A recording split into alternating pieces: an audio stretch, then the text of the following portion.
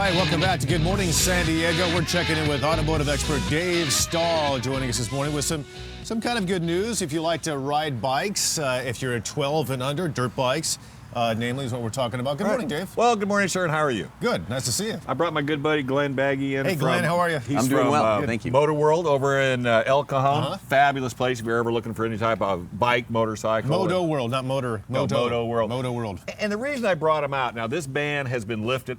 Glenn, how long has it been lifted now? Since April 12th, I think it is. Describe the ban. Yeah, I think so. What was the ban? What was the ban going out? What was the whole problem? 2.5 years ago, the government came in and said there's too much lead in the paint of these small bikes, ATVs, and even some of the toys and safety protection gear that we've got. And by their government agencies that said there was too much lead, they thought that these children could put their mouth on the frame or foot peg of a bike and get harmed somehow. If that ends up happening, you're in trouble anyway because you're probably wiped out if that thing's in your mouth. Well, I mean, come on. When's the last time you chewed on a tire, licked a frame, or sucked on a spark plug? You don't know my kids, Dave. Well, there might be something to be said about it. So what they did is they came in and they told Glenn, shut down. Just stop right. I mean, no pre-warning, so all the product had to be taken off the shelf for what, a year? True that. It was 3-4 months, and then the manufacturers and the MIC, the Motorcycle Industry Council, did a very good job with fighting and going into Washington and keeping up the fight.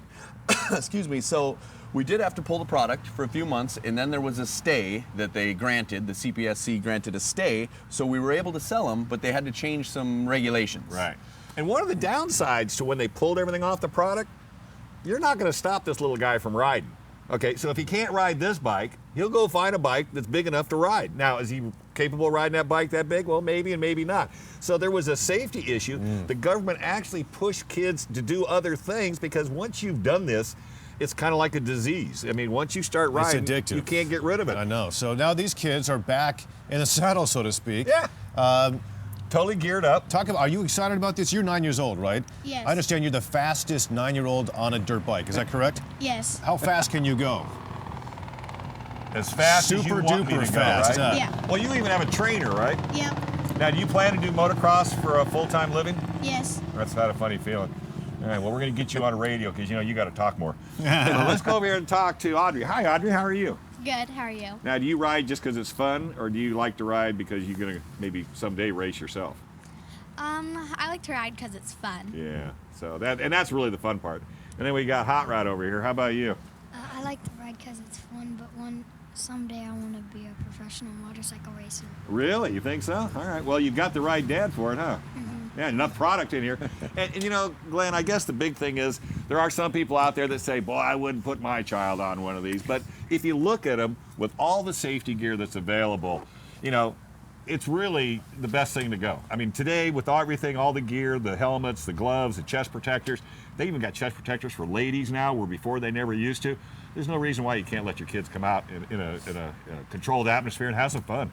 No, it's a family sport. They make these things all the way from the 50 cc's up to the 70, 80, 100, 110. As the young rider progresses, they can get a bike or ATV that will match their riding style. And the safety gear, folks like Answer make gear for kids and girl kids and all the way up. Yeah. So, and then these type of things, this is a harness unit. It's kind of like a Hans device, but it's really mainly to keep the head and helmet stable in the event he does come off the bike. That's a lifesaver right there. Boy, the neck braces the last few years has been a big deal. Yeah. And once he's got his helmet on, it'll keep him from, if he does crash, it'll keep him safe. Absolutely. Now, this ban on lead, is there any threat that ban may be re-implemented? Is there a fight anywhere in Congress that you're aware of that this might come back? Well, the OEMs, the Yamaha and Polaris and Honda, people like that are still fighting it with the Motorcycle Industry Council, but it has been signed off through legislation, through the U.S. House of Representatives. It's been done, it's been signed. So in the last 4 years, if one thing good came out of Washington, they got that signed off, so we don't have to worry about it. Well, yeah, they did it pretty quickly, too. I think they were embarrassed. I think the government, this fell under that ruling. They didn't realize it fell under the ruling until all of a sudden somebody looked at it and said, oh, why'd we do that? And then, the old deal of having to back up and regroup when it's a government issue, it's very, very difficult to do. So, but thank goodness there are manufacturers and motorcycle institutes that kind of watch the government to make sure that they stay on the straight and So narrow. you at Motoworld, you're back up and running. You got kids now able to buy bikes like this, some of your product that once was pulled off the shelves, so to speak, but now you're selling them again, aren't you? Oh, we couldn't be more excited. Now, I mean, every couple of months somebody will ask, hey, what about the band? What about the band? And now it's time to party. We've got everything in stock. Right. We're ready to go. We've got kids ready to ride. It's time to go. And it's a season. And it's the season. It It's is the desert season, season yeah. right now. It's off-road season. Okay, since you're back up and running, what are the more popular bikes you have at Motoworld for kids, wow. 12 and under? Oh, man. Boy, we got that much time? We've got them.